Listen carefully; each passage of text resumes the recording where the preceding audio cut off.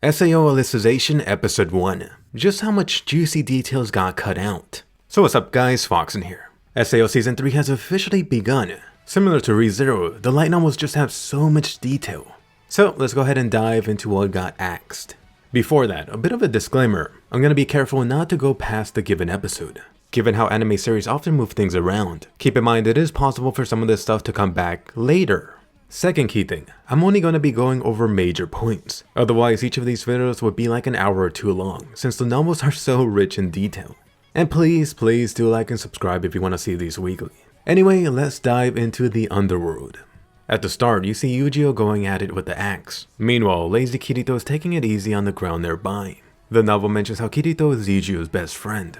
Both Eugeo and Kirito have been given the task of chopping this giant tree down. Specifically, these chopping sessions were their assigned sacred task when they were just 10 years old.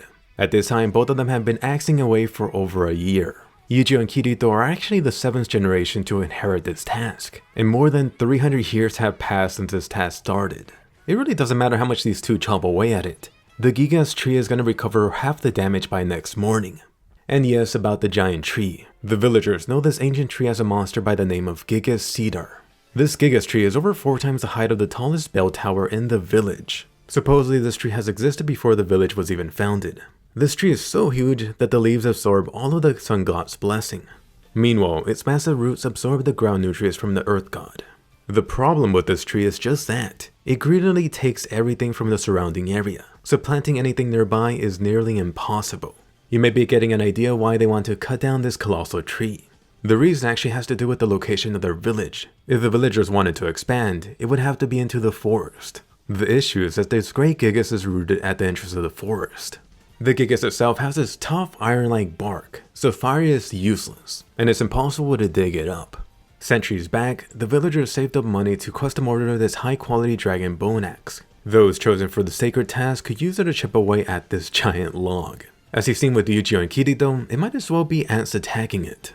Next up, let's talk about the Ruled village here, where both of these two live. It's part of the Norrlandgard North Empire, which is one of the 4 empires ruling over the human world. There's one for each region. Ruled is located far into the northern remote region, which is pretty much the edge of the human world. The next closest village would take 2 days of walking to reach. As for that UI prompt you saw Eugeo and Kirito bring up, this S gesture is known as the basic devoted symbol of the god of creation. The prompt is known as the Stasia window. Everything in this world that exists is governed by the god of creation, Stasia, and every single thing has its life parameter. This amount varies between bugs, humans, animals, and even things like trees or stones. The life parameter increases the moment you're born. Eventually it reaches a peak, then slowly continues to decrease. When this life reaches 0, you stop breathing. Rocks, for example, get smashed, and plants wither away. It's actually possible to bring up this window for almost everything, although it is harder to do on animals and humans. To do so, sufficient knowledge in the sacred arts is a requirement first. Eugeo and Kirito, for example, were only able to bring up the window half a year ago. You're even able to check out your own window, although most people prefer to live in ignorance. At the capital, there was once this elder master that once successfully pulled out the Stasia window for the earth god. It was only after a continuous ritual spanning 7 days and nights. However, after examining the Earth's life, the master got depressed, then lost his sanity, and eventually disappeared without a trace. Stories like this made Eugeo super worried, so he carelessly stopped checking his own window and for large things like the Gigas.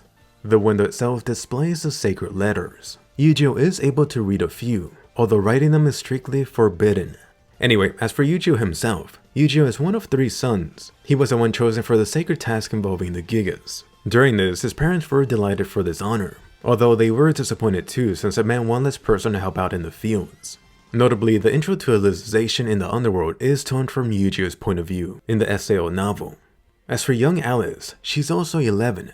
You heard about how Alice was the daughter of the village chief. All of the children in this village were given their sacred task at 11, except for Alice. Alice went to the church instead. She was given private lessons daily by the sister in order to strengthen her abilities in the sacred arts. This was why Alice was regarded highly in the village. Unfortunately, the poor village didn't have enough funds to pay for Alice to study all day. Alice still had to tend to the livestock and clean the house in the afternoon. Part of her work involved bringing lunch to Kirito and Eugeo after her studies. As for the trio's picnic scene, the SAO novel goes into detail regarding the food exploration. The sunlight of their 7th month would quickly rob away life from their food.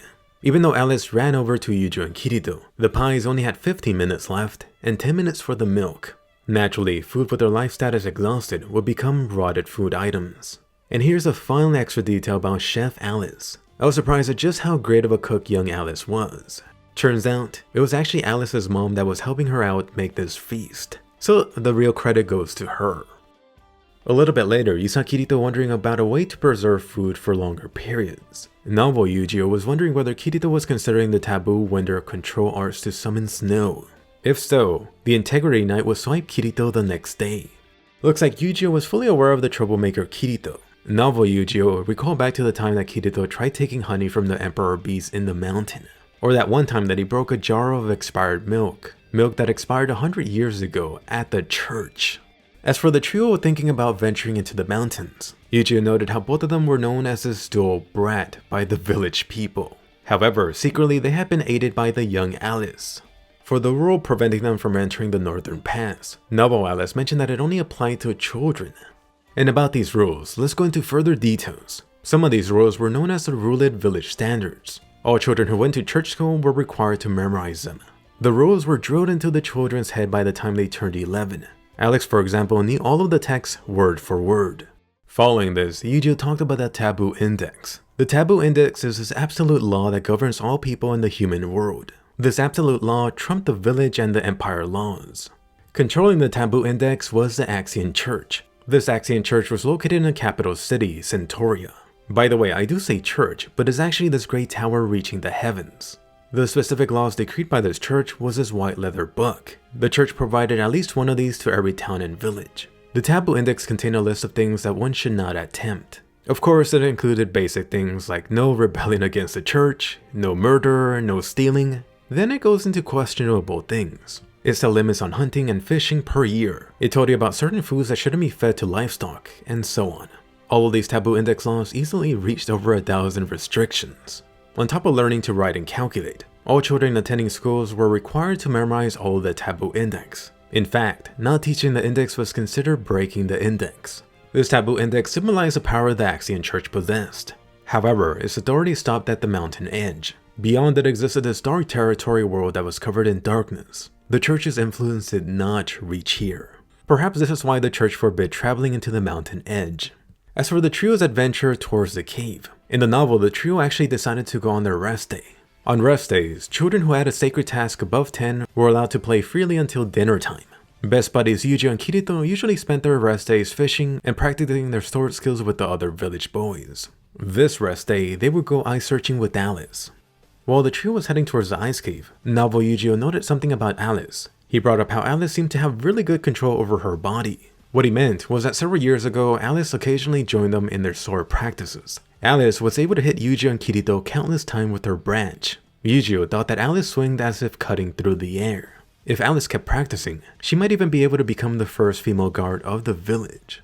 Eugeo's mind then drifted into thinking about a real sword. Eugeo thought about how every fall, guards of each village would participate in the sword arts tournament in the south. If you got a high enough ranking here, you would become a sentinel. This honor meant recognition as a true swordsman and would allow you to borrow an official sword crafted by the blacksmiths at the capital.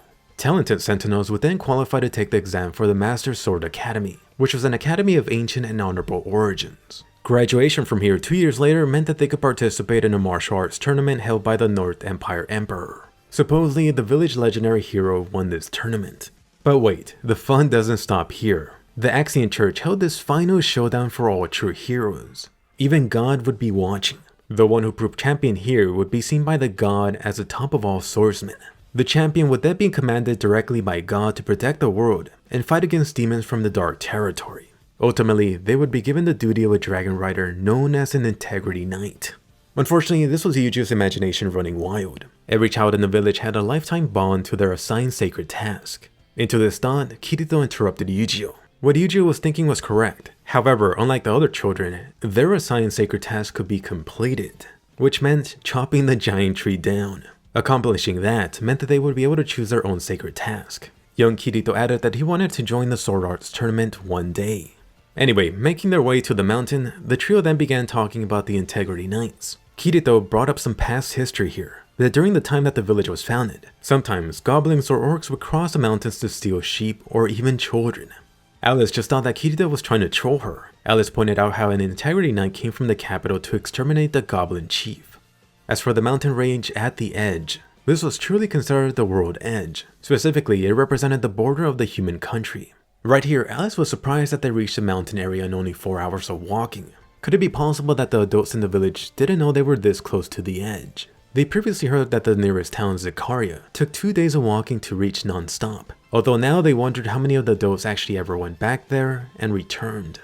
On their way to the mountain, the trio actually stopped one more time for lunch. During this, Eugeo happened to feel Alice's hand after she got cold from washing their plates in the river. That's right, Alice got rosy red. Same for Eugeo, then quickly pulled away.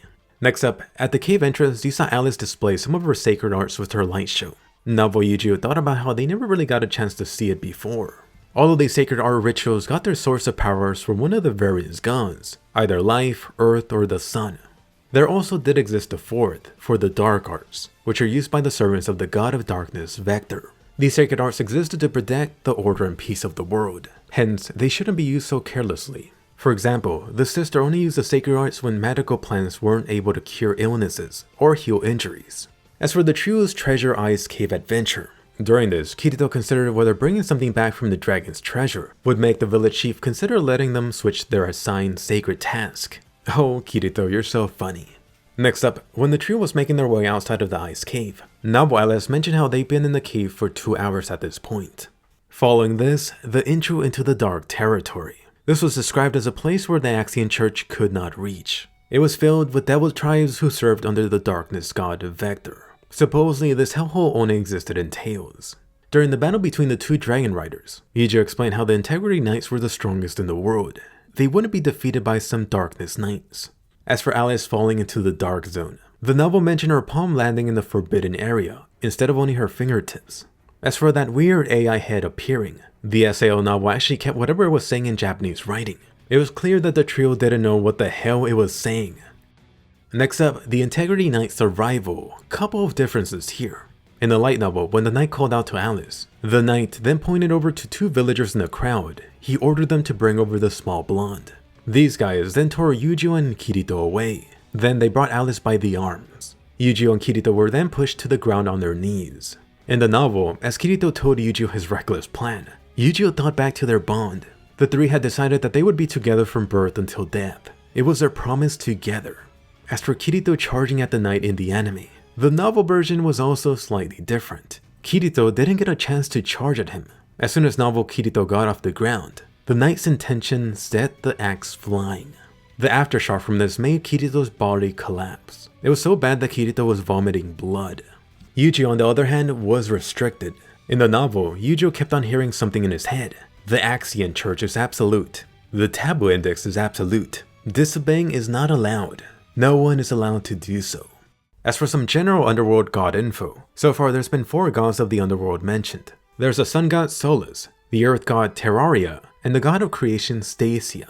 Oh, and there is that 4th one, the god of darkness Vector. Citizens of the Underworld thought of things like droughts and anything that could decrease life from resources as pranks from the god of Vector. Anyway, switching gears back into the real world. First off, let me talk about the GGO scene. This whole GGO scene is anime original. This includes everything from the time that Kirito wakes up in tears, to the point where Kirito meets up Sinon in Agio's shop. However, some of the stuff discussed or referenced in the cafe is instead now integrated into the GGO scene. You're gonna see what I mean. By the way, you did get a cameo of the top GGO player. In the distance, Satrio was looking at Kirito and his party. The details about this guy are coming up. Next up, back into the real world with Kirito. Anime Sinon did notice how Kirito was losing some weight. Novel Kirito gave a weird response to it, that if he happened to go back to his regular weight, between Friday and Sunday it would drop back to normal. Kirito further explained that this was due to not drinking or eating at all. He was only getting nutrition and water through an IV drip. At this point in time, that death cut incident was behind them, or so they thought. That happened half a year ago in 2025. During this, Shinon's ex-buddy got brought up. Novel Sinon explained that he wouldn't talk during his trial. Even help from a psychologist expert wouldn't break his silence. It was only 6 months after the GGO events that he finally started talking. This was likely since after 180 days without paying, his GGO character would have been deleted. this guy was now forced to face reality. As for Sinon's own recovery, Sinon making that gun gesture was unique for the Season 3 anime. Sinon then explained her own situation further in the novel. Kirito had been lending her old action movies. Sinon was using these to further help herself along, although any unexpected sight of guns on posters or toy shops still made her jump. Sinon herself didn't feel isolated at school anymore. She was now able to eat lunch with several new friends.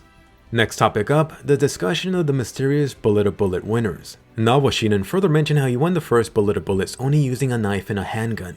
Sounds super crazy, although similar to Kirito-chan's actions. After the first tournament, the tournaments were then split between the US and Japanese servers. This is why he no longer met up with them. However, he's returned now for the fourth Bullet of Bullets. What's crazy is that this time he didn't have any weapons at all. He had been using army combat skills to take out his targets without them even using their weapons. He never gave them an opportunity to even fire. He kept on repeating this until only him and Sinon were left. A side thing that Sinon brought up was how it was unheard of players entering with only a knife, although the amount of lightsabers entries did increase after Kirito's third Bullet of Bullet win. In fact, Sinon herself even bought a lightsaber to try to imitate Kirito. Unfortunately, she couldn't reach anything close to it. Still, she kept the lightsaber in her storage. Anyway, Sinon switching back to the talk about this winner. What she found terrifying was not his close combat abilities, but his ability to predict battle situations. For example, in the final minutes of the match, both of them ended stationed in the building. This guy actually predicted Sinon not hiding away in the building's library, due to her personal connection to books from middle school. Sinon thought back to how this wasn't a rational decision made by her sniper self, but for personal reasons. In other words, it wasn't something you could predict from combat experience alone. Finally, when the guy snuck up on her, the bastard prevented her from breathing. As she was struggling, he whispered, "Your soul will be so sweet." So, quite a few pages of info skipped out on in the anime. A little bit later, Kirito brought up his own experience in the past GGO tournament. Of course, Sinon wanted to team up with him, although Kirito thought that the only reason a gun noob like himself did so great was due to other players being so experienced fighting against sword users. In the future, this wouldn't be the case. Kirito then brought up the fact that this guy may be from the special forces. Kirito had read about how the army, the police, and even private defense companies of several countries were already integrating full dive technology into their training. Perhaps this guy was one of those so-called pros. Sinon thought that instead of a real pro, he seemed more like an assassin. Anyway, switching to Asuna coming in. The novel actually showed that Kirito had access to a GPS tracker on Asuna too. He was able to see Asuna coming towards the cafe before Asuna even got to it. As for Asuna at the cafe, you got a little bit of change for the SAO canon in the anime. Noble Kirito brought up the fact that he's never been to Asuna's home before. Of course, anime Kirito was there not too long ago in the SAO Ordinal Scale movie. Noble Asuna then further expanded on why she was tracking Kirito. She simply didn't want some strange company to monopolize Kirito's health data for themselves. As for some more Asuna canon change, Sinon of course wanted Asuna to help out in the next GGO tournament. Noble Asuna mentioned how she would use her second account to help transfer over to GGO. Sinon then added how she would help train Asuna with a lightsaber. In the SAO Alicization anime, Asuna is now a fully trained Jedi, perhaps even better than Kirito-chan with that sword. By the way, during this cafe scene, there was a mention of the SAO Incident All Records book. Of course, this was seen released globally in the SAO Ordinal Scale movie. Next up, Kirito's explanation about the Soul Translator. To be honest, Kirito got into this extreme deep talk about this spanning the good chunk of the chapter. It was heavily simplified in the anime. Let me only touch on some of the major points. Kirito mentioned how there was only one of these new full dive machines where he was working. The reason was due to us taking this huge amount of space, not to mention the cost. Kirito had doubts about whether they'd be able to shrink this down, at least within the next decade. Due to security reasons, memories of the Underworld couldn't be brought back into the real world. During this, Sinon thought that Kirito's talk about the Floodlight was touching on God's domain. Sinon questioned Kirito about whether the Soul Translator could erase or overwrite memories. Kirito then clarified that it wasn't erasing memories, it was just that he couldn't remember. Asuna of course was getting super worried. She felt that the guy who gave Kirito this job was very similar to Kayaba. This was why Asuna felt something bad was going to happen very soon. Kirito actually agreed. He never knew what the shady guy was thinking. He also didn't know his real social standing or professional job duties. But hey, at least the pay is good. Right here, Kirito suddenly brings up an important past memory. He mentioned how he was present in Shinjuku during the first day debut of the business first generation full dive machine. At that time, Kirito was still in elementary school when he got a chance to try it out. Ever since then, Kirito always felt this connection to the world calling out to him. Eventually, this led up to Kirito being selected as a beta tester. The Soul Translator machine itself actually used the medical full dive system previously used by Yuki as a prototype, although now with new functionality. Anyway, Kirito continued with further details about the Soul Translator. The Soul Translator writes into the human consciousness, or the short-term memory. Everything created by the Soul Translator, like sight, feelings, your touch sensation, and so on, were on the same level as real things in your consciousness. The world inside the Soul Translator might as well be a real dream. For Kirito's part-time job, he spent 3 whole days of continuously dreaming. However, it wasn't so simple. The Soul Translator had this killer feature called the Floodlight Acceleration. Kirito heard before that the max rate of this was 3 times. So 3 days at his part-time job equaled 9 days for the Underworld. What made the Underworld so special is that it may be this VR world that had been created without any human involvement. Although Kirito had his doubts, he thought something like this should be impossible. As for Kirito recalling his Underworld memories, Kirito actually had this happen twice in the novel. The first time not shown was when Asuna put some cake into his mouth. The cake seemed to make Kirito recall Alice's cooking. There was a mention about certain food chains opening shops in VR. Yeah, McDonald's in VR. Apparently Asuna and Sinon were getting really close together as friends. There were some details about Sinon and Asuna having sleepovers together. Oh, that sounds fun. As for their goodbyes from the cafe, when Sinon stepped outside, she felt this weird sensation, as if the sniper had been pointed at her neck. Sinon thought that shouldn't be the case in real life. Next up, getting into the third act of this episode. In the novel, Kirito and Asuna actually got on the train and traveled for a good while before meeting their old buddy. It wasn't too far from Asuna's home at the end. During their time traveling together, Asuna thought back to the laughing coffin asshole that used to be her bodyguard. Asuna always felt disappointed in herself for not taking him out. Instead, she had given Kirito this burden. Asuna thought to herself, next time she would be the one to protect Kirito with her own hands. And not just next time, but every time, no matter which world they were in. As for the talk of good old Kayaba here, the novel specified that Kayaba committed suicide using the original prototype of the Soul Translator. Kirito felt that Kayaba's presence was all over the Soul Translator technology. As for another canon change, during their walk together, Kirito brings up Asuna's parents. Apparently her mother's memory of him wasn't too good. This is why Asuna wanted Kirito to come over for a proper introduction. Of course, Kirito already met Asuna's mother in the Ordinal Scale movie. By now, anime Kirito has gotten her tolerance. Next up, it's Johnny. A wild Johnny Black appears. Nawa Kirito thought back to how it took over 10 players to capture him and red-eyed Zaza in SAO. Johnny Black also turned out to be more than a simple stalker. Apparently he found the cafe back 5 months ago, and he was on the lookout there for a month, just waiting for the perfect moment to pounce.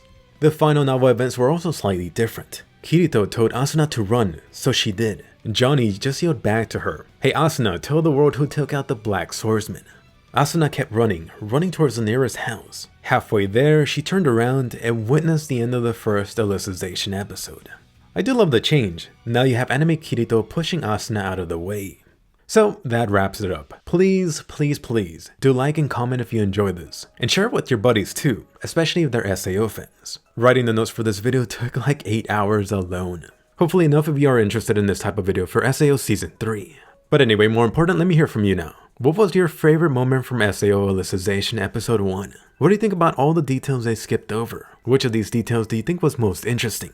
Anyway, definitely give a colossal thumbs up and subscribe. If you're new to the channel, I put out 5+ anime videos here every week. Definitely don't miss my in-depth videos for SAO Season 3 on the weekends. By the way, my review on the latest SAO Memory Snow is now out. Don't miss that. So hit bell notifications, subscribe, and I'll see you guys later.